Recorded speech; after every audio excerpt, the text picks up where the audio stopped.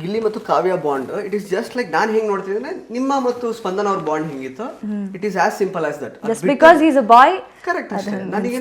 ನನಗಂತೂ ಅದು ಅನ್ಸಿಲ್ಲ ಆಕ್ಚುಲಿ ಇದೇನೋ ಬೇರೆ ತರ ಅಥವಾ ನಿಮ್ಗೇನು ಧನುಷ್ ಅವ್ರ ಜೊತೆಗಿತ್ತು ಅಥವಾ ಸ್ಪಂದನ ಅವ್ರ ಜೊತೆಗಿತ್ತು ಅದೇ ತರನೇ ಗಿಲ್ಲಿ ಅವ್ರ ಜೊತೆಗಿತ್ತು. ಬಟ್ ಗಿಲ್ಲಿ ಅಂದ್ರೆ ಎಲ್ಲೂ ಕೂಡ ಬಿಟ್ಕೊಟ್ಟಿಲ್ಲ, ಒಂದು ಕೊನೆ ತನಕ ಬಿಟ್ಕೊಡ್ಲಿಲ್ಲ. ಕೊನೆಯಲ್ಲಿ ಸ್ವಲ್ಪ ಅಂದ್ರೆ ನಿಮಗೆ ಆ ಥರದೊಂದು ಕನ್ಫ್ಯೂಷನ್ಸ್ ಇದ್ದಿದ್ರಿಂದ ಆ ಫ್ಯಾಮಿಲಿ ವೀಕ್ ಆದ್ಮೇಲೆ ಒಂಚೂರು ಸ್ಟ್ಯಾಂಡ್ ತಗೊಳ್ಬೇಕು ಅನ್ನುವಂತಹ ಒಂದು ಸಿಚುವೇಶನ್ ಎದುರಾದಾಗ ಎಲ್ಲೋ ಸ್ವಲ್ಪ ಬಿಟ್ಕೊಟ್ರಿ ಅನ್ನೋ ಥರ ಭಾವನೆ ಇದೆ ಆ್ಯಕ್ಚುಲಿ ಗಿಲ್ಲಿ ಫ್ಯಾನ್ಸಿಗೆ, ಗಿಲ್ಲಿ ಆ್ಯಂಡ್ ಕಾವ್ಯ ಮ್ಯೂಚುವಲ್ ಫ್ಯಾನ್ಸಿಗೆ ಕೂಡ. ಏನು ಹೇಳ್ತೀರ ಅದಕ್ಕೆ? See he is my friend, at the same time ನನ್ನ ಕಾಂಪಿಟೇಟರ್ ಕೂಡ ಆಗಿದ್ದ ಅವನು. ಸೊ ನಾನು ಈಗ ಗಿಲ್ಲಿ ಏನು ತಪ್ಪು ಮಾಡ್ತಾನೆ ಅದನ್ನು ಬೇರೆ ಯಾರೋ ಮಾಡಿದಾಗ ನಾನು ಅವ್ರನ್ನ ನಾಮಿನೇಟ್ ಮಾಡ್ತಿದ್ದೀನಿ ಅಂದಾಗ ಅವನ ತಪ್ಪನ್ನು ನಾನು ಡಿನೈ ಮಾಡೋಕ್ಕಾಗಲ್ಲ. ಆ್ಯಸ್ ಅ ಫ್ರೆಂಡ್ ನಾನು I will tell him to correct. ಕೆಲವೊಂದು ಸಲ ಅವನು ಅದೇನು ಫನ್ ಮಾಡ್ತಿದ್ದ, ಆಮೇಲೆ ಅವನು ಇಂಟೆನ್ಷನಲಿ ಯಾರನ್ನೂ ಹರ್ಟ್ ಮಾಡ್ತಿರ್ಲಿಲ್ಲ. ವಿತ್ ದ ಫ್ಲೋ ಅದು ಹಂಗೆ ಹೋಗ್ಬಿಡ್ತಾ ಇತ್ತು, ಅಂದರೆ ಅದನ್ನು ಅವ್ನು ಸೀರಿಯಸ್ ಆಗಿ ಕನ್ಸಿಡರ್ ಮಾಡ್ತಿರ್ಲಿಲ್ಲ. ಹಾಗಾಗಿ ನಾನು ಸೀರಿಯಸ್ ಆಗಿ ಹೇಳೋಷ್ಟು ಹೇಳಿ ನಾನು ಇದು ಮಾಡ್ತಾ ಇದ್ದೆ. ಈ ವಿಶೇಷ ಕಾರ್ಯಕ್ರಮದ ಪ್ರಾಯೋಜಕರು ನಿದರ್ಶನ್ ಸಾರೀಸ್ ಜಯನಗರ ಮತ್ತು ರಾಮಮೂರ್ತಿ ನಗರ. ಇಲ್ಲಿವೆ ಬಜೆಟ್ ಫ್ರೆಂಡ್ಲಿ ಸಾರಿ ಕಲೆಕ್ಷನ್ಸ್, ರೇಷ್ಮೆ ಸೇರಿದಂತೆ ಎಲ್ಲಾ ಬಗೆಯ ಸೀರೆಗಳು, ಲೇಟೆಸ್ಟ್ ಟ್ರೆಂಡ್ನ ಸೀರೆಗಳು ನಿದರ್ಶನ್ ಸಾರೀಸ್ ಮಳಿಗೆಯಲ್ಲಿ ಲಭ್ಯ. ಆನ್ಲೈನ್ ಬುಕಿಂಗ್ಗೆ ಸಂಪರ್ಕಿಸಿ ನಿದರ್ಶನ್ ಸಾರೀಸ್.com. ಕಸ್ಟಮರ್ ಕೇರ್ ಸಂಖ್ಯೆ 9606867467. ಫ್ಯಾಮಿಲಿ ವೀಕ್ ಆದಮೇಲೆ ಎಲ್ಲೂ ನಾನು ಅವನ್ನ ಬಿಟ್ಕೊಟ್ಟೆ ಅಂತ ನಾನು ಹೇಳೋಕ್ಕಾಗಲ್ಲ. ಯಾಕಂದರೆ ಫ್ಯಾಮಿಲಿಯವ್ರು ಬಂದು ಅವನ್ನ ಬಿಟ್ಕೊಡ್ಬೇಡ ಅಂತಲೇ ಹೇಳಿರ್ತಾರೆ. ಸೊ ಅದಾದ್ಮೇಲೆ ನಾನು ಯಾಕೆ ಅವ್ನಿಗೆ ಬಿಟ್ಕೊಡದೆ ಇರೋ ಥರ ಏನಿಲ್ಲ. ಅದಾದ್ಮೇಲೂ ಒಂದಿಷ್ಟು ಡಿಫ್ರೆನ್ಸಸ್ ಆಫ್ ಒಪಿನಿಯನ್ಸ್ ಬಂತು. ಅಂದರೆ ಅವನೇನೋ ಹೇಳ್ದ, ಅದಕ್ಕೆ ನನಗೆ ಹರ್ಟ್ ಆಯಿತು, ನಾನು ಅದಕ್ಕೆ ಜಗಳ ಆಡಿದ್ವಿ. ಅದು ಹಾಗೆ ಕಂಟಿನ್ಯೂ ಆಗ್ತಿತ್ತು. ಫಸ್ಟಿಂದ ಹೇಗಿತ್ತು ಆಮೇಲೂ ಹಾಗೆ ಕಂಟಿನ್ಯೂ ಆಯಿತು. ಫ್ಯಾಮಿಲಿಯವ್ರು ಬಂದ ತಕ್ಷಣ ಆ ಥರದ್ದೇನೂ ಚೇಂಜಸ್ ಆಗಿಲ್ಲ. ಬಟ್ ಇಲ್ಲಿ ಹೊರಗಡೆ ಹೆಂಗೆ ಪೋರ್ಟ್ರೇ ಆಗಿದೆ ಅಂದರೆ ದಟ್ ಅದೇ ನಾನು ಧನು ಹತ್ರ ಏನೋ ಮಾತಾಡಿ ಇನ್ಫ್ಲುಯೆನ್ಸ್ ಆಗಿದ್ದೀನಿ ಅಂತ. ಒಪಿನಿಯನ್ಸ್ ಕೇಳ್ಕೊತೀವಿ ನಾವು, ಅದಾದ್ಮೇಲೆ ನನಗೇನು ಸರಿ ಅನ್ಸುತ್ತೋ ಅದನ್ನೇ ನಾನು ಮಾಡೋದು. ಯಾರೋ ಏನೋ ಹೇಳಿ ಇನ್ಫ್ಲುಯೆನ್ಸ್ ಆಗಿ ಮ್ಯಾನಿಪ್ಯುಲೇಟ್ ಆಗೋಷ್ಟು I think I am not that weak minded. Correct, ಅದು ಗೊತ್ತಿರೋ ವಿಷಯನೇ ಆ್ಯಕ್ಚುಲಿ. ಆ್ಯಂಡ್ ನೀವು ಧನುಷ್ ಅವರ ಜೊತೆಗೆ ಮಾತಾಡಿದ್ದು ಅಂದರೆ ಅಲ್ಲಿ ಏನು ಅಂತಂದರೆ ಗಿಲ್ಲಿ ಒಂದು ಸ್ಟ್ಯಾಂಡರ್ಡ್ಸ್ನ ಸೆಟ್ ಮಾಡಿದ್ರು. ಅಂದರೆ ಹಿಂದೆ ಯಾರ ಬಗ್ಗೆನೂ ಮಾತಾಡಲ್ಲ ಅವರು. ಆ್ಯಂಡ್ ಫ್ರೆಂಡ್ಸ್ ಅಂತೂ ಬಿಟ್ಕೊಟ್ಟೇ ಇಲ್ಲ ಎಲ್ಲೂ. ಸೊ ಅಲ್ಲೆಲ್ಲೋ ಒಂದು ಕಡೆ ಧನುಷ್ ಅವ್ರ ಜೊತೆಗೆ ಗಿಲ್ಲಿಯವರ ಜೊತೆಗಿನ ಫ್ರೆಂಡ್ಶಿಪ್ನ ಯಾಕೆ ಡಿಸ್ಕಸ್ ಮಾಡಬೇಕಾಗಿತ್ತು? Whatever might be the confusion, ಮಾಡಬಾರ್ದಾಗಿತ್ತೇನೋ ಅಂತ ಜನಗಳಿಗೆ ಅದು ಸ್ವಲ್ಪ ಬೇಜಾರಾಗಿರೋದು ಅವ್ರಿಗೆ. ಈಗ ಗಿಲ್ಲಿ ಹೇಗೆ ಫ್ರೆಂಡ್, ಧನುನು ಹಾಗೆ ಫ್ರೆಂಡ್ ಅಲ್ವಾ ನನಗೆ. ಗಿಲ್ಲಿ ನನ್ನ ವಿಷಯ ಏನೋ ಒಂದು ಆಗ್ತಿದೆ ಅಂದಾಗ ನಾನು ಗಿಲ್ಲಿ ಹತ್ರನೂ ಕೇಳ್ತೀನಿ. ಅವನಿಗೂ ಕ್ಲಾರಿಟಿ ಇರಲ್ಲ. ಅಂದರೆ ಒಂದು ವೀಕೆಂಡಲ್ಲಿ ಸುದೀಪ್ ಸರ್ ಹೇಳ್ತಾರೆ ದ್ಯಾಟ್ ಏನಾದರೂ ಅವ್ರು ದೋಣಿ ಮುಳುಗಿದ್ರೆ ನೀನೇ ಕಾರಣ ಅಂತ. ಅದಕ್ಕೆ ಅವನು ಡಿಸ್ಟರ್ಬ್ ಆಗ್ತಾನೆ, ಏನಾಗ್ತಿದೆ ಅಂತ. ನಮ್ಮಿಬ್ಬರಿಗೂ ಕ್ಲಾರಿಟಿ ಸಿಗದೆ ಇದ್ದಾಗ ಮೇ ಬಿ ಇನ್ನೊಂದು ಥರ್ಡ್ ಐಯಲ್ಲಿ ಕೇಳಿದಾಗ, ಅಂದರೆ ಇನ್ನೊಬ್ರು ಥರ್ಡ್ ಪರ್ಸನಿಗೆ ಕೇಳಿದಾಗ, ನಮ್ಮಿಬ್ಬರನ್ನ ಬಿಟ್ಟು ಇನ್ನೊಬ್ರನ್ನ ಕೇಳಿದಾಗ ಅವ್ರಿಗೆ ಹೇಗೆ ಕಾಣಿಸ್ತಿರುತ್ತೆ ಅನ್ನೋದು ಕ್ಯೂರಿಯಾಸಿಟಿ ಅಥವಾ ಒಂದು ಕ್ಲಾರಿಟಿ ಸಿಗ್ಬೋದೇನೋ ನಮಗೆ ಅನ್ನೋ ಒಂದು ಉದ್ದೇಶದಲ್ಲಿ ಕೇಳಿದ್ದೀನಿ. ಬಿಟ್ಟರೆ ಅಲ್ಲೂ ಕೇಳುವಾಗ ನಾನು ಎಲ್ಲೂ ಗಿಲ್ಲಿನ ಬಿಟ್ಕೊಟ್ಟಿಲ್ಲ, ಗಿಲ್ಲಿ ಬಗ್ಗೆ ಕೆಟ್ಟದಾಗ ಮಾತಾಡಿಲ್ಲ ಅಲ್ವಾ. It's all. ಅದೇ ಅಂದರೆ ಪರ್ಸ್ನಾಲಿಟಿ ಕ್ವೀನ್ ಅಂತ ಸುಮ್ಮನೆ ಅಂತೂ ಜನ ಅದನ್ನು ಕೊಡಲ್ಲ. ಅದು ಜನಗಳಿಂದ ಬಂದಿರುವಂತಹ ಟೈಟಲ್ಲೇ.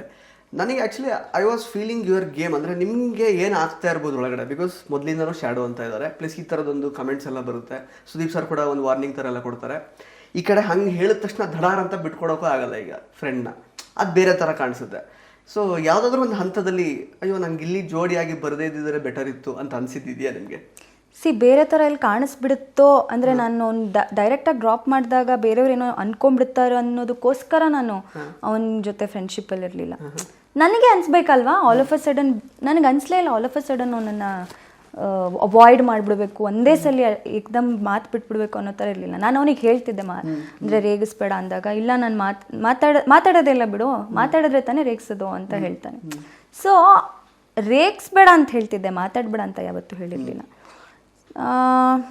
ಗಿಲ್ಲಿ ಜೊತೆ ಬರಲೇಬಾರ್ದಿತ್ತು ಅಂದರೆ ಇವಾಗ ಪ್ರತಿಯೊಂದು ಸೀಸನಲ್ಲೂ ಒಂದೊಂದು ಕಾನ್ಸೆಪ್ಟ್ ಇರುತ್ತೆ. ಅನ್ಫಾರ್ಚುನೇಟ್ಲಿ ನಾನು ಈ ಸೀಸನಲ್ಲಿ ಹಂಗೆ ಹೋಗ್ಬೇಕಾಗಿ ಬಂತು.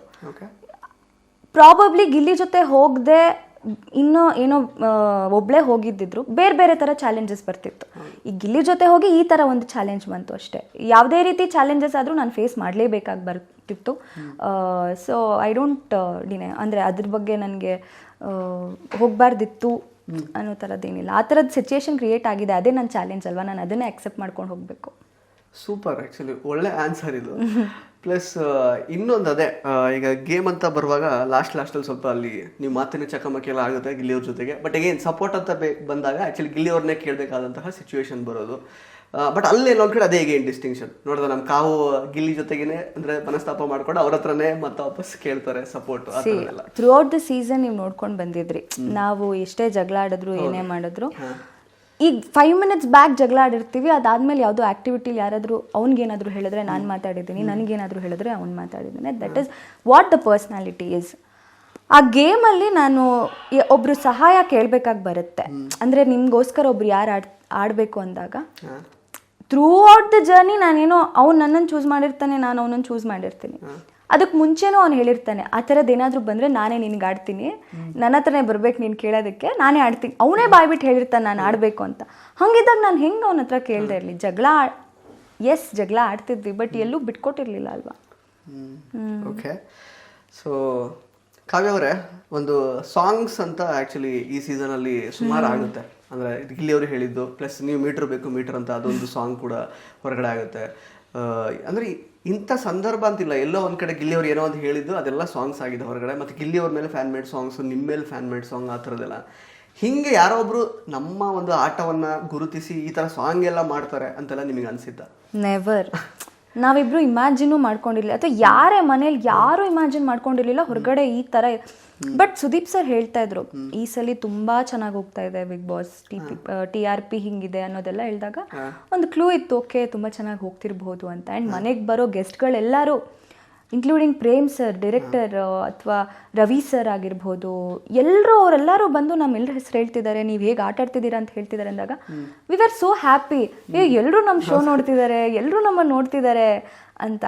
ಅಂದರೆ ಒಂದು ಎವ್ರಿ ಸ್ಮಾಲ್ ಇನ್ಸಿಡೆಂಟ್ ಹೇಳೋರವರು, ಹಿಂಗೆ ಯಾಕೆ ಮಾಡಿದೆ ಹಂಗೆ ಯಾಕೆ ಮಾಡಿದೆ ಅಂತೆಲ್ಲ ರೇಗ್ಸೋರು. ಸೊ ಅದೊಂದಿತ್ತು. ಬಟ್ ಚೆನ್ನಾಗಿ ಹೋಗ್ತಿದೆ ಅನ್ನೋದಿತ್ತು, ಆದರೆ ಇಷ್ಟು ಚೆನ್ನಾಗಿ ಹೋಗಿದೆ ಅನ್ನೋ ಕ್ಲೂ ಇರಲಿಲ್ಲ ನಮಗೆ. ಇಂಟ್ರೆಸ್ಟಿಂಗ್ ಮತ್ತು ಇನ್ಫಾರ್ಮೇಟಿವ್ ವಿಡಿಯೋಗಳನ್ನ ಮಿಸ್ ಮಾಡ್ಕೋಬೇಡಿ, ಈಗಲೇ ಸಬ್ಸ್ಕ್ರೈಬ್ ಮಾಡಿ.